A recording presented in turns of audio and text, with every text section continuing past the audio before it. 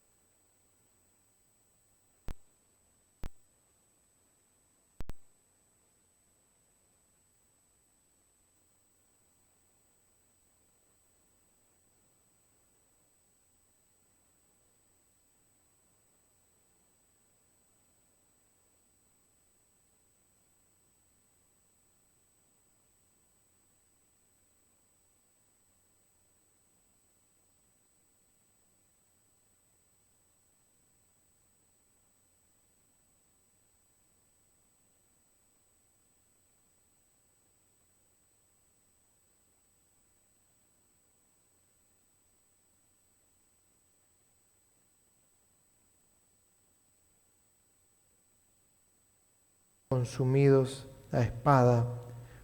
Boca de Jehová lo ha dicho. Capítulo 1 del libro de Isaías.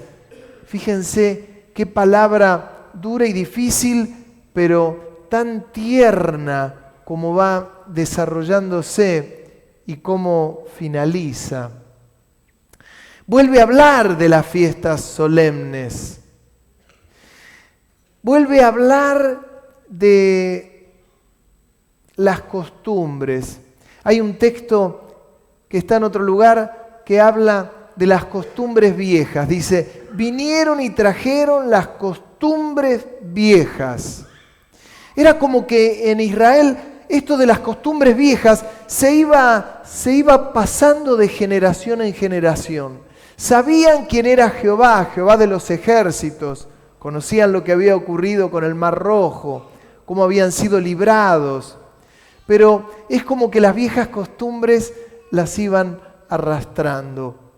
Y ahora dice de una manera tan clara, tan linda, el Señor les da el antídoto. Porque les dice que hagan el bien y dice restituid al agraviado. Y me gusta cuando dice, atiendan al huérfano y a la viuda. Siempre el Señor tan detallista. ¿Ustedes se dieron cuenta? Tan detallista. Pero cuando Él hablaba del culto, ¿por qué el Señor se oponía a algunas cosas? Yo les vengo hablando y les decía el otro día lo que había pasado con aquel avión. ¿Se acuerdan? Que yo les dije que el viaje a Bolivia, el avión voló 1 hora, volvió. Un montón de especulaciones. ¿Qué le había pasado al avión? ¿Saben qué se le había roto a ese avión? El piloto automático. Simplemente. Y nada menos. ¿Qué función es la que cumple el piloto automático en un avión? El piloto, el copiloto, carretean el avión, lo ponen en la punta de la pista, tienen la orden de poder despegar, lo autorizan, el piloto y el copiloto verifican todos, el flap, todo que esté correcto, pone los motores en máxima potencia, comienza a carretear y el piloto con firmeza toma autoridad en todo el mando y el avión despega. Una vez que el avión despegó y que logró determinada altura, el piloto automático toma todo el mando absoluto en todas las operaciones que siguen por delante. Indican con el GPS a dónde tiene que ir, el rumbo a donde tiene que ir, logra la altura, el piloto se despreocupa, el copiloto también, solo miran los relojes, que nada se descompagine, pero el piloto automático cumple la función que tiene que cumplir. Y llega, es el despegue, es la velocidad crucero, es el destino y comienza a descender por el piloto automático. Caramba, ¿es importante el piloto automático? ¿Por qué aquel avión retornó? Porque el piloto lo estuvo maniobrando 1 hora y le faltaban 2 horas más. Y Santa Cruz de la Sierra, pasan unas sierras, el avión tiene que descender muy de golpe, muy rápidamente. Pasa por arriba de los techos de las casitas, de las casas en Santa Cruz. Es una zona complicada y no lo puede hacer en forma manual. Necesita del piloto automático. Ahora bien, ¿qué pasa? ¿Por qué hago esta comparación con el piloto automático? El piloto automático en el año 1914, 1920 empezaron a hacer inventos y se dieron cuenta que algo podía funcionar. En los años posteriores comenzó a andar mejor, se perfeccionó. Pero antes los pilotos lo hacían en forma manual y era desgastante.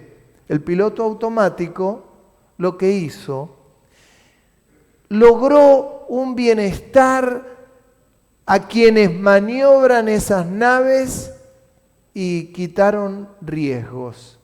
Ahora, ¿por qué menciono esto? Porque uno de los problemas que tenía en ese tiempo, en aquellos años, 700 años de Cristo y antes también, el problema que tenían en estas asambleas es que ponían el piloto automático. Sabían cómo hacer las cosas, sabían cómo hacer el sacrificio, sabían cómo cantar, sabían cómo tocar, pero el Señor les decía, están arrastrando todos los ídolos por todos lados.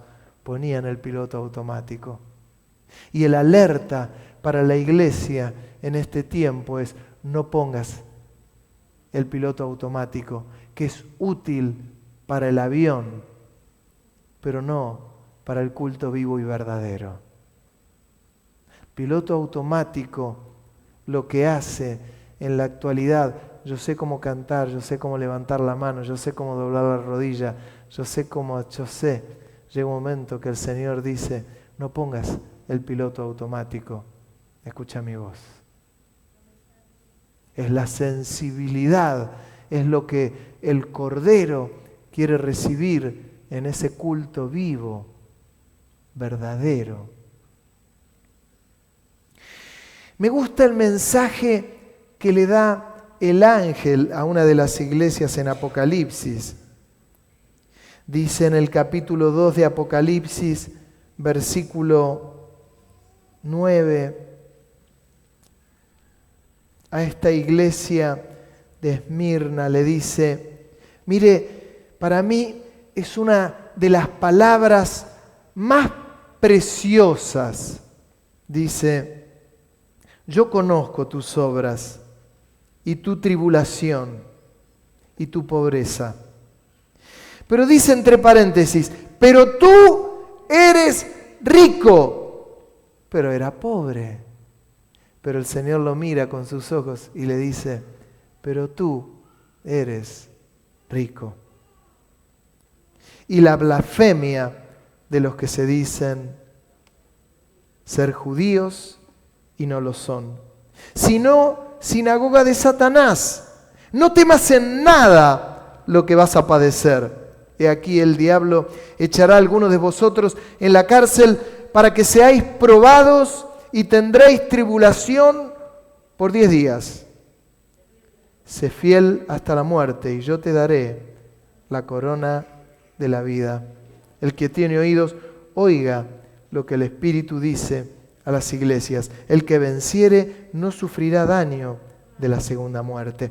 Miren, a veces el ser humano quiere inventar algo nuevo al Señor, le quiere dar un sacrificio nuevo. Y a veces es tan nuevo lo que le quiere dar que se va de mambo. Y tanto se va, que termina dándole un sacrificio extraño, fuego extraño a Dios. Estaba viendo un videíto estos días de un lugar que algo pasaba. Y a mí me venía a la cabeza esto del fuego extraño. Una mujer que estaba orando por un hombre para que reciba el bautismo del Espíritu Santo y se le para adelante y le empieza a patear los pies. Le pateaba los pies, le decía recibe y le pateaba los pies. Y luego le pega un puñetazo en el estómago y se agacha el pobre hombre y lo agarra a la cabeza y se la empuja y le dice recibe. ¡Rum! Claro que no iba a recibir si le partió la cabeza, le partió el estómago, le rompió los tobillos. Yo no sé si recibió el Espíritu Santo, lo que una cafiaspirina va a tener que tomar seguro. Pero, ¿por qué? Porque es fuego extraño. Es tan nuevo lo que quiero que ocurra, que es fuego extraño. Y el Señor termina diciéndole, vuestras fiestas solemnes me repugnan. A lo largo de los tiempos ha pasado esto. Cuando uno ve los famosos movimientos de lo que la iglesia llamaba el avivamiento de Toronto. El avivamiento de Toronto era que la gente terminaba haciendo manifestaciones extrañas, algunos en cuatro, con las manos en el piso y los pies en el piso, en cuatro patas, haciendo ruidos como del león, porque era la manifestación del Espíritu Santo. Con el tiempo se dieron cuenta que era algo diabólico, que no era algo que era del trono de la gracia de Dios, que era fuego extraño.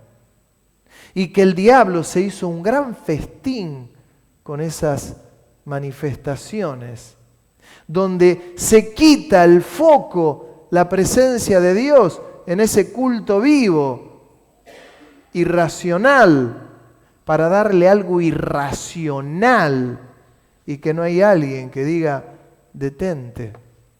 Yo me acuerdo, hace muchos años, uno de aquellos padres que hemos tenido, tremendos, había invitado a la iglesia a un hombre y lo había invitado a predicar con buena intención, pero luego se había dado cuenta que este hombre estaba equivocando en la forma y lo que estaba haciendo.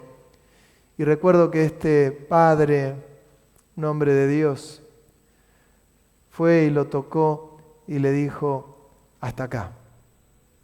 Esto ya no es de Dios. Eso se llama autoridad espiritual. Para frenar lo que no es de Dios. No es cortar el espíritu, como algunos dicen. No, están cortando el espíritu. No, es frenar lo que se desbocó y con la autoridad que Dios le dio a ese siervo, lo paró. Y el bien que le hizo a la congregación. Recuerdo, había un joven, yo miren cuántos años que le hablo atrás, yo tendría unos 20 años, y había sido un joven que había orado por él y le había pegado un tremendo empujón y cayó en el piso. Estuvo un tiempo largo ahí en el piso, no quería ni levantarse. Y en un momento ese joven, cuando se levanta, le digo, ¿qué sentiste? Me mira y me dice, el piso frío y duro. ¿Por qué? Porque no había sido algo genuino del Espíritu Santo. Había sido algo forzado, fomentado. Eso sube como carne en mal estado a la presencia de Dios. No sube como un perfume fragante. Yo no tengo problemas si hay caídas y la gente, hasta ha caído la gente sola y está bien. Y Dios muchas veces ha tocado a la gente y la gente ha caído y ha recibido un toque del Señor precioso. Y otros no han caído nunca y han recibido un toque precioso de Dios.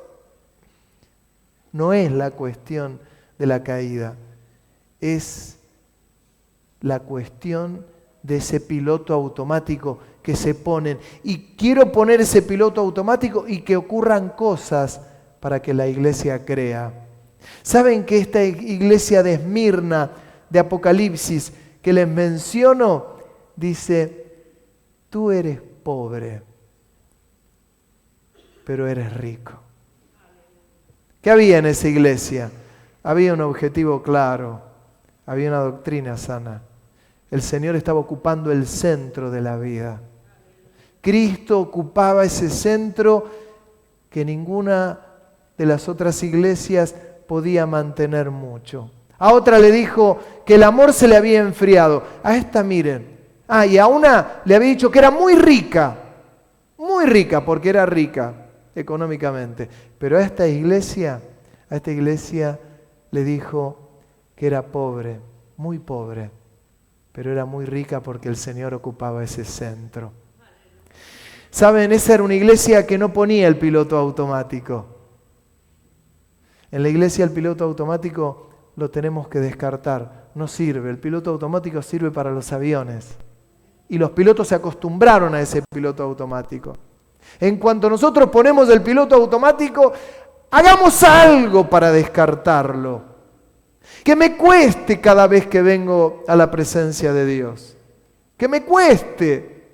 Por eso, aquel hombre de Dios tremendo decía, no daré sacrificio a Dios que no me cueste. No, pero te regalo la tierra para... No me regales ninguna tierra. Lo compro, lo pago el precio. ¿Por qué? Porque no le daré a mi Dios un sacrificio que no me cueste nada. Cada vez que yo venga a la misma presencia de Dios, que me cueste. No hablo de dinero, no hablo de alhajas, hablo de un corazón dispuesto, hablo de una vida dispuesta, que venga y pague el precio, que queme su vida en la misma presencia del Señor, que este lugar se pueda llenar de alabanza, de adoración, que este lugar se pueda llenar de palabra de Dios, que este lugar se pueda llenar en lo que le dijo el Señor a Isaías. Dice, restituid al agraviado. Dice, ocupate del huérfano, ocupate de la viuda, ocupate de la calle, ocupate de la zona roja, ocupate de los que están bien marginados, de los que nadie quiere. Eso sube como un olor fragante a la presencia del Señor. Una iglesia que no usa el piloto automático, que usa la sensibilidad del Espíritu. Amén. Amén. Te damos muchas gracias por tu presencia. Gracias por tu amor, por tu misericordia y por ese culto vivo que podemos darte. Muchas gracias. Bendice a nuestros hermanos que hoy salen a la zona roja. Úngelos, bendícelos, úsalos, Señor, y que suba como un verdadero...